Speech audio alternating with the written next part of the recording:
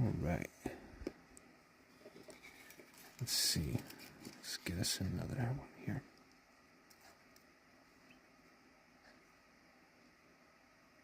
MASH. Okay.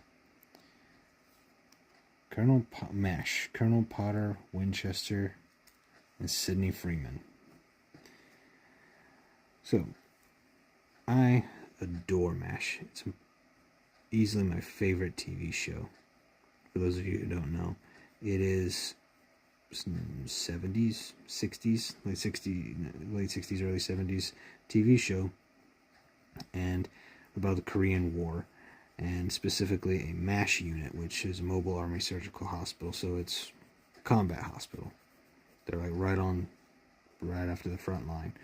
So they deal with a lot of dark topics, and again, it's kind of during a time where people didn't like war so much. They didn't like they were done with the idea of it.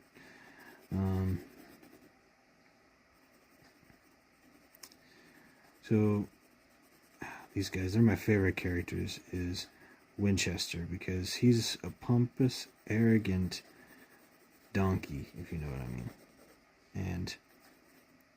But he grows. He's the only one who really and truly grows throughout the whole show, throughout 11 seasons. Well, he's not in there for the full 11 seasons, but you know what I mean. Out of 11 seasons, he's the character that grows the most, because he goes from being arrogant, he thinks he's God's gift to medicine and surgery and career and pretty much everything else.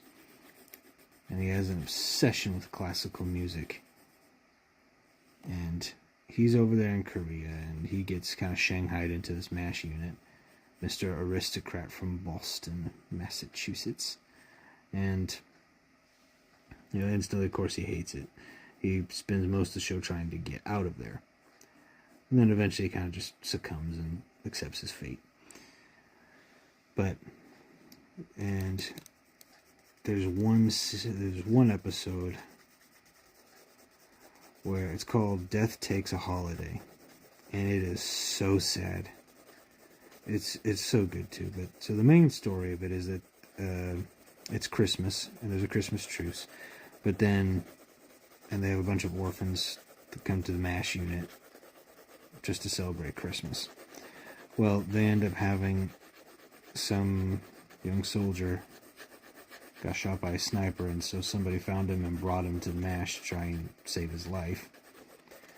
Well, pretty quickly they find out he's got no chance. I won't explain in too much detail, but there was no hope.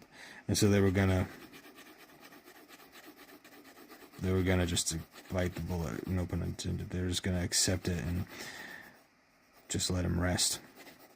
But one of them decides it's Christmas, and they see that see in his belongings that he has a family, a wife and kids, and they decide they're not going to let this guy die on Christmas, because they don't want the actor to BJ, one of the doctors. He says they're not going to remember Christmas as the day their daddy died.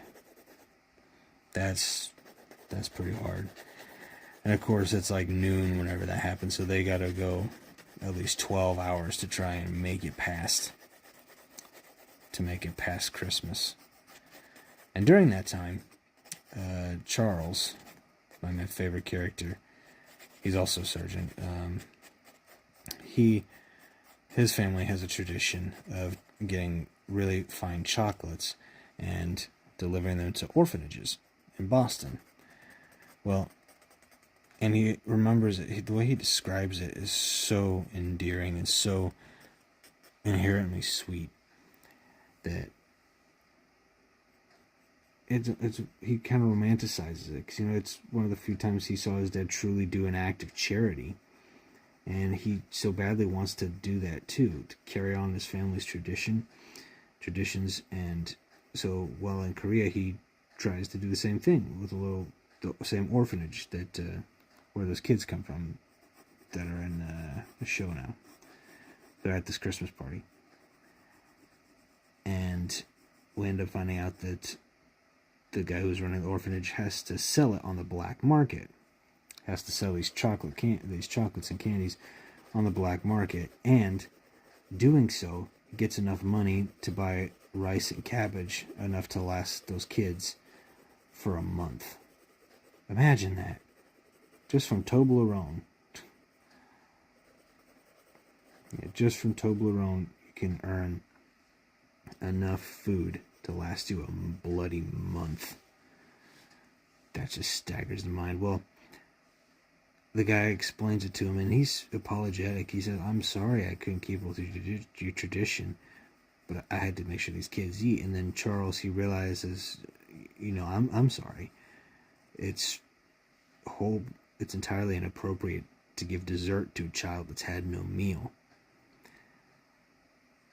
And so he kind of sulks off into his own room. And then there was one guy, though, Klinger, that happened to overhear this conversation.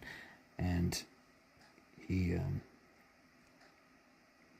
offers him just a really affectionate moment. They have a good moment there. Because, they actually... Because in the military, you don't really address your superior officer by their first name. You don't do it. It's either their last name and their rank, or just their rank. Anyways, so they actually refer to each other by first name, so it's symbolic in a way. And so they become pretty tight afterwards. And there's just so much more about him. He's my favorite. I should give him his own little episode, but he and my favorite is one called Morale Victory. So in this story, he gets told about, he heads up upstairs. He is in the operating room, and he gets this one kid that's got a really bad leg wound, and also a pretty bad hand wound. Well, come to find out, and he focuses on the leg, and he's like, yeah, this kid's going to be able to walk again, thanks to me. So he's proud of himself, pats himself on the back, yada yada. Well, then whenever the kid wakes up, and Charles is there kind of for his usual to take his bow, the kid starts crying. He's like, what happened to my hand? And Doc's like, well, you and some bullets had some disagreements, but your leg will be perfectly fine. He's like, I don't care about my leg. My hands are my life. I play the piano. And so Charles, being a lover of music, is mortified by this. Absolutely mortified. And so the whole episode, he's trying to cheer this kid up and to let him know that his musical career isn't necessarily over just because his hands don't work as well, which it's also important to remember, they still work fine, they just aren't quite as dexterous and not dexterous enough to play the piano. Anyways. And so he brings up some music to show him that it was designed specifically for the left hand alone, and so on and so forth. But at one point, he says, you keep talking about this. The kid keeps talking. He says, you keep talking about this gift. I had a gift, and I exchanged it for some mortar fragments. And Charles goes, no, it's not in your hand. I have hands, David. That's the kid's name. He says, I have hands, David. Hands that can make a scalpel sing, and more than anything in life, I wanted to play the piano. And I can play the notes, but I cannot make music. So you will know a joy I will never know as long as I live, even if you never do it again. And as for this music, it's for you, because your gift, you'll always have this gift, and you can shut it off forever and let it die, or you can find a new way to let it out. And so he shows him that. And he explains to him all that. And so the kid finally is like, oh, man, I can still play music. Anyways, so we love that one too. That's Winchester.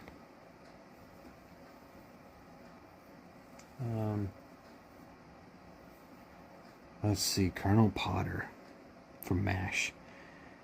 He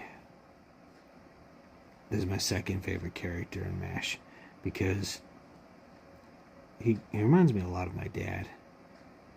You know, not exactly a physically imposing figure, but just has enormous presence. He just commands an air of respect. You know, it's you do like you're told.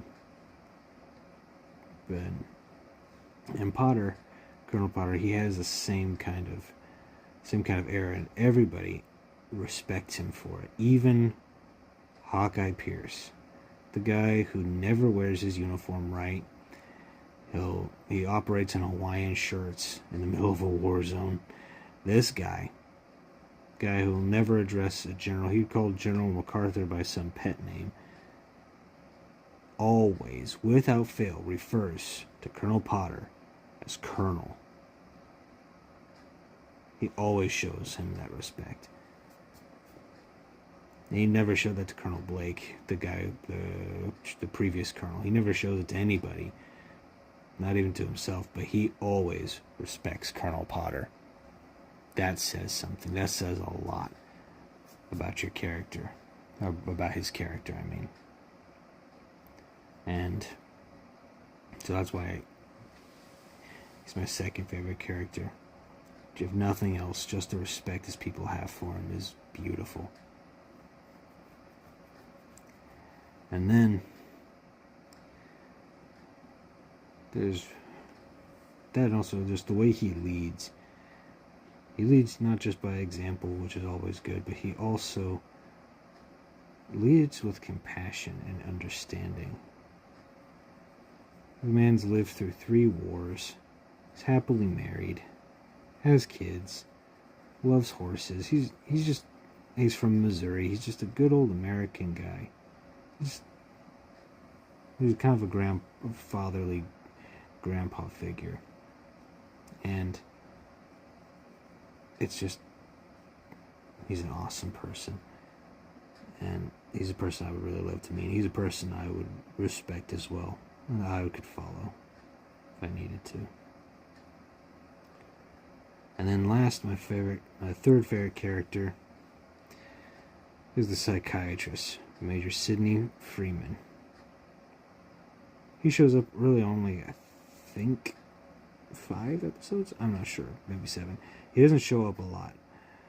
When he does show up, it is so emotionally impactful. Because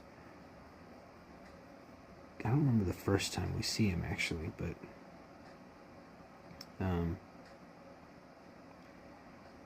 and he's there for the last episode too. But there's one episode where they have this guy. He was a bombardier. So they drop bombs from airplanes, and his plane crashes, and he loses his memory, and he thinks, for some reason, never explains why, that he thinks he's Jesus Christ. And so that's how he addresses himself. He talks to him. He doesn't, and he's not disrespectful with it, if that makes sense. He really believes it, and he acts accordingly. And so, of course, everybody kind of freaks out. They're like, "Oh, this is blasphemous," or he's just trying to get Section 8.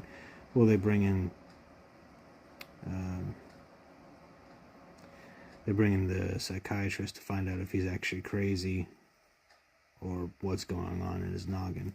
So he gets there, and he explains, he finds out. He talks to this guy, Captain Chandler is what his name is, the character's name is.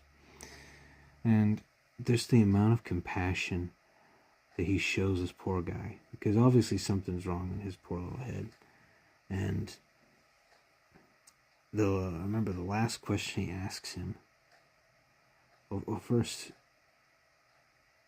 he says, "You're really not Chandler, or Captain Chandler?" And he says, "No, I'm not this Captain Chandler." And then with a tear, he just says, I hope you can find him, and I hope you can help him. Almost as if he's saying, please help me. I hope you can help me. I hope you can find me. I hope you can find my true self and help me remember. But then the last question the psychiatrist asks Chandler is, Sidney asks him, is it true that God answers all prayers? And when tears, he says yes. Sometimes the answer is no.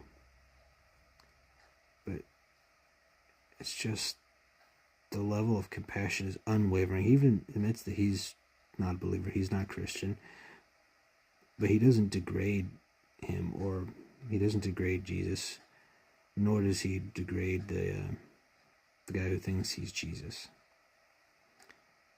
None of the above. He's just wants to help heal this poor man. And the episode, but we never find out what happened to him.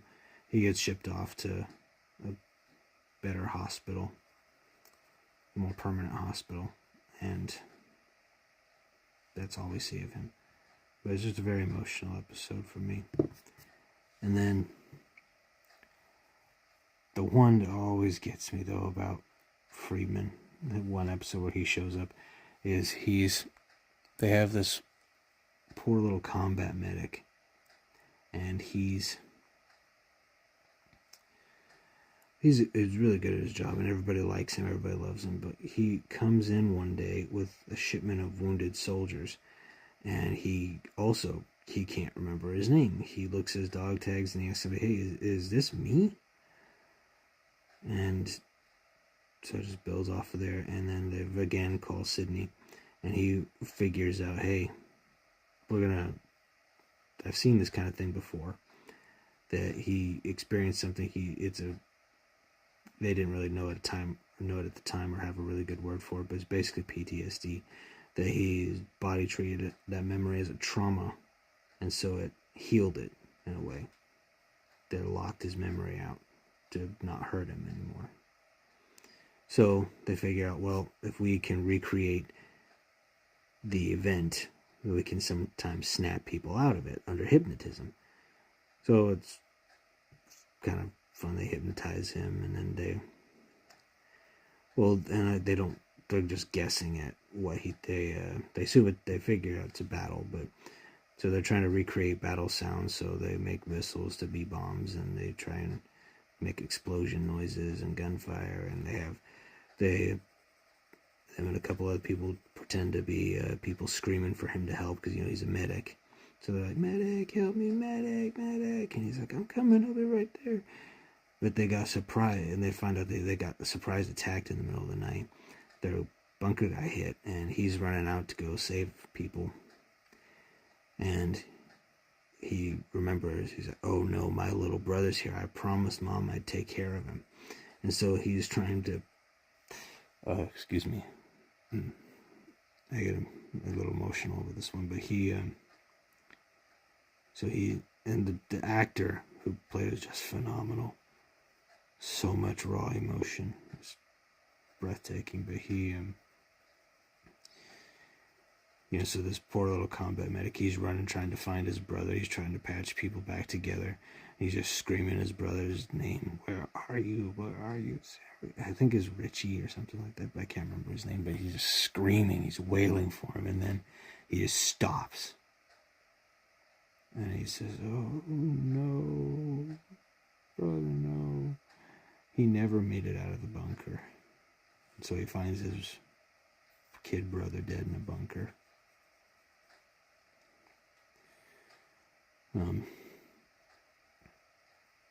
And so they found out what happened, but Ben, sitting under hypnotism, he tells his kid while he's still under that, he's like, I'm going to wake you up, and you got to remember what happened. You got to remember who you are. You got to remember what happened. You got to remember your brother. You got to honor him and stuff like that. And he says, it's okay to remember. So whenever I snap my fingers or whatever, you're going to wake up and you're going to remember. So they wake him up, and then this poor little combat medic, he just has a look of like, of I don't know, like he just got blinded by something. A deer in headlights look, and then it all comes flooding back, and he starts sobbing, and he reaches for Sydney, and Sydney just gives him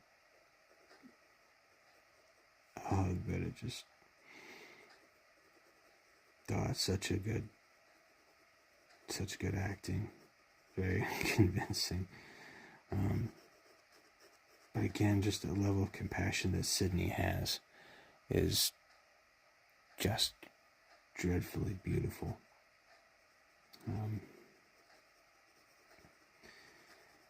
Anyway, so that's my third favorite character on MASH, and then just the whole concept of MASH in general is beautiful and poetic, and it's a dramedy.